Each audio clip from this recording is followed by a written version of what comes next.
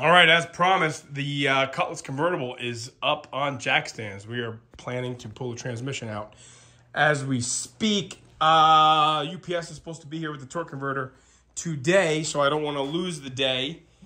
It's a nasty, nasty, rainy Saturday out there. So we may as well take advantage of the weather, and we may as well take advantage of the car being in the garage. So let's pull the transmission out.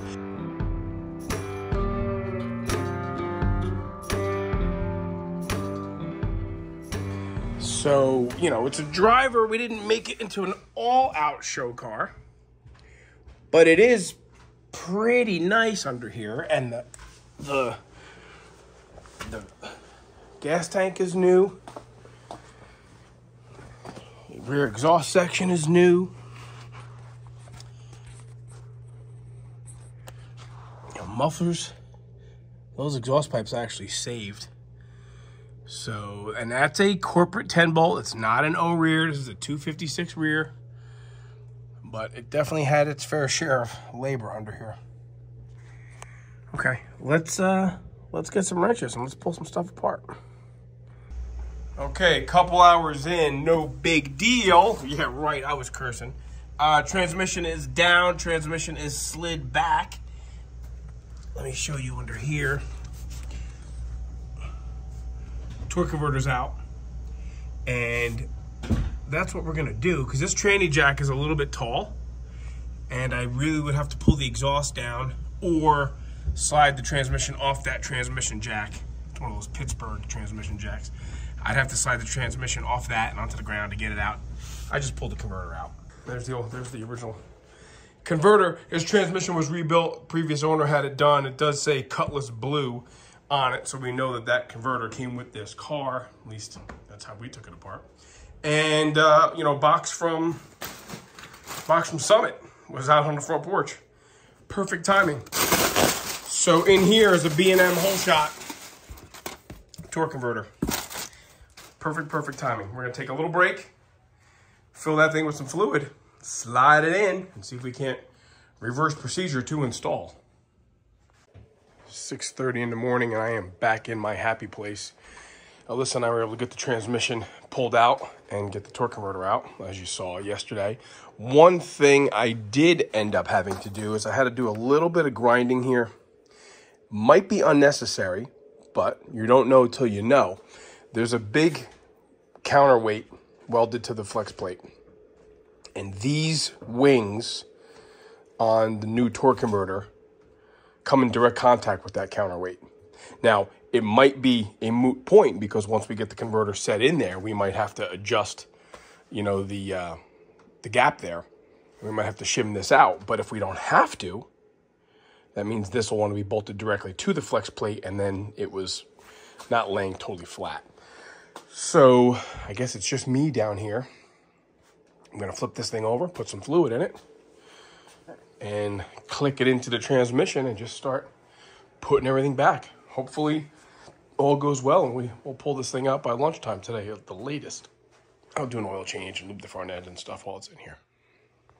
So far, a very productive Sunday morning, very productive. Tranny's in, everything's put together. One of the silly things that I'd like to do is I keep all the original parts in boxes. I put a shift kit in this thing when we put it together, and this is just some of the stock parts. The stock Turbo 350 mid plate is in here, but I will keep just the label of the box, identifying what torque converter we're putting in here, the whole shot, and you know, there it is, June 1st, 2025. So we have all these things around the garage that I use as decorations, and sometimes they actually have a very practical purpose. So this thing sits right up here. There you go. Oops, as I drop it. Oh, and I dropped it again. There we go. Okay, so where am I at? It's all in. It's all in, and when you do these kind of things, you know, it's tough for me sometimes to really take video as I'm working, but, you know, you want to just kind of go through and make sure you have you know, all your nuts and bolts tight, you know. So there's 2 cross-member bolts on either side, and then there's the 2 transmission mount bolts there. Obviously, the 3 torque converter bolts, do not forget those. You know, when you put the transmission in, you got to make sure you have proper amount of clearance, not too much clearance between the flex plate and the torque converter. You'll have to put shims in there. And this one happened to fall right in specs. I think it was like 16 thousandths. Worked out perfectly. I did have to grind, when John was over last night, I had to grind some of the bolt hole bosses on the converter because there is a counterweight on the flex plate, and that needed to have some clearance there. You can see some of the spots I missed here when we painted this car. This is not a Mr. Jones deal. This is just a driver, but, you know, still in all, it's pretty clean. So drive shaft's back in it. What else can I say? Cooler lines are hooked up. I did knock the vent off the side of the transmission. I had to kind of snap that back on there. So when I did an oil change and filter change, while it was up in the air, lubed the front end. I guess the reality is I'll just go through it one more time, double, triple checking everything. Fire it up. Let's see how this thing runs. Oh, that can't be on camera. Nope. Take 2. Take 2. The thing shifts fantastically. I knew it would shift fine. It idles great. We just did a little reverse burnout. It runs awesome. The problem is with 256 gears, it doesn't like 3rd gear till 90 plus miles an hour. But we're going to double check the fluid here. It can't compete with old skid marks. I'm thinking it may be able to.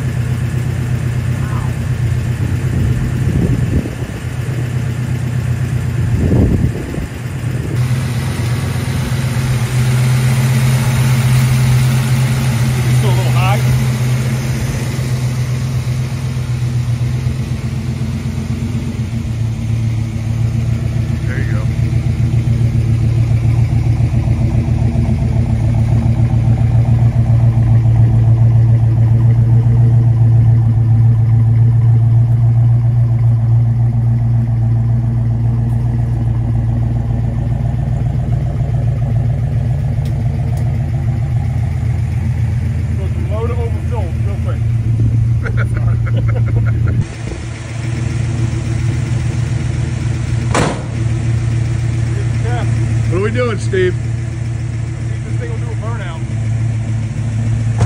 This car has never done a burnout.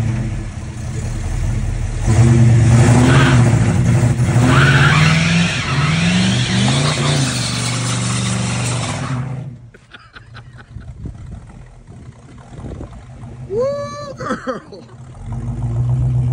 Holy moly! I guess it does burn out. I am happy to report, very happy to report, that this torque converter upgrade in this car was very, very, very much well worth it. Look, in defense of Mike, who builds our motors here, he told me, put a converter in this car.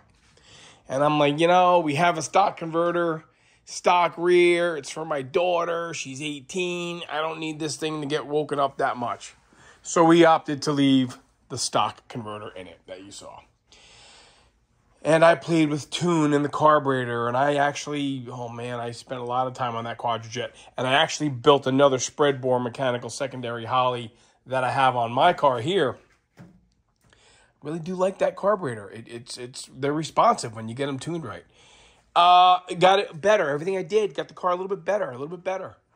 And then finally this year, especially in light of how well that brown El Camino does burnouts, Alyssa and I kind of got together and we said, you know what, this car, with all the time and effort we have in this car, and Mike building this relatively high performance custom motor, what a great, this car could never stack rubber chunks like it does now. Very cool, man. Very cool. It runs good. Now, truth be told, the car should get a rear. Because not that we want the car to dig harder than it does. The reality is when you have a loose converter and you're driving around town, you're with high gears. You're always in that slush. You're always in the slush of the torque converter, never really locking up. 256 is what this car originally came with. Now, we didn't go super crazy on a converter. It's a B&M whole shot. It's an 1800 to 2200 stall. You know, why do we need a converter in this car? Well, when Mike, you know, when Mike, the professor here who builds all these hot rod motors for us, he put this cam that he had in his car. And it's an Isky cam. You know, the W31's got a 474 lift. This is a 480 lift. So it's a little bit more. But it's only got a 264 duration only. You know, the W31s have a 308 duration. This has a 264. You know, Isky will tell you that you could use this with a stock cam. I'm sorry, you could use this cam with a stock converter. And we did. And yes, you can. You know, you put it in drive, though. Clunk, clunk, clunk, clunk, clunk, clunk. So it doesn't do that anywhere near as bad now. It really, really did wake up. I mean, you literally just got to stand on that little narrow pedal on the right now. And it just, that little pedal right there, boom. It's a party starter right there. So look, I'm thinking maybe 323s. That's kind of what's in that rally out there. You know, Joe's got a 308 in the QB car down south.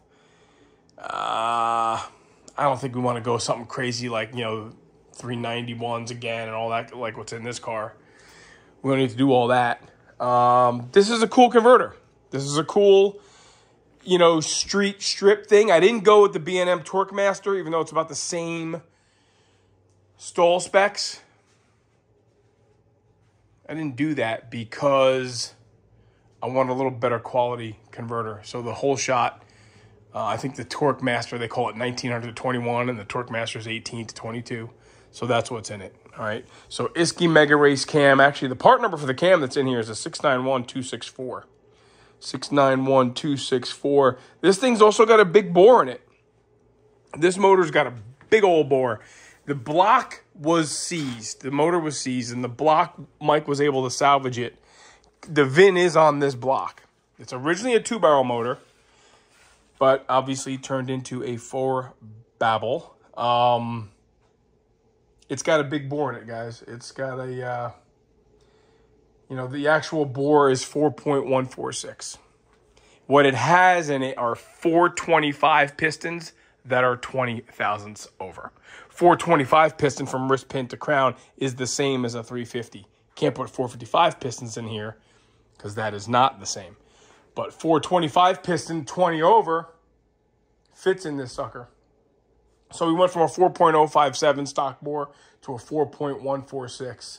That's actually a grand total of a 0.089 over bore in an Oldsmobile 350, and it gets it. It really gets it. It doesn't run hot at all, below 190.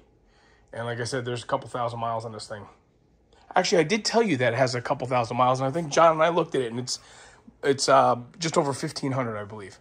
So I don't want to misspeak, because maybe some of you will see us out there somewhere and say, hey, I know Domino doesn't read 2,000 plus. So anyway, okay, good. Thanks for watching. It's not as exciting as some other YouTube guys do, where they show you every nut and bolt turned and all that kind of jazz. And I admit it, and I've said it to you before, oftentimes I just have so much stuff to do that I just do it. And I'll tell you about it, talk about it, and always, always, always invite people to hit us with questions, comments, you know, email us directly, leave a comment that you have a specific question. That's cool. We can talk about it. You know, I do like showing kind of the before and afters. We did have high hopes of putting a Draggy test with the stock converter and this converter. Draggy didn't come in time. Sorry. Draggy's here, but I don't even, you know, we haven't even used it yet. So I can't do the comparison, and I just didn't want to lose that opportunity that I had on Saturday, Sunday to get it done. So, all right. Thanks for watching. See you next time.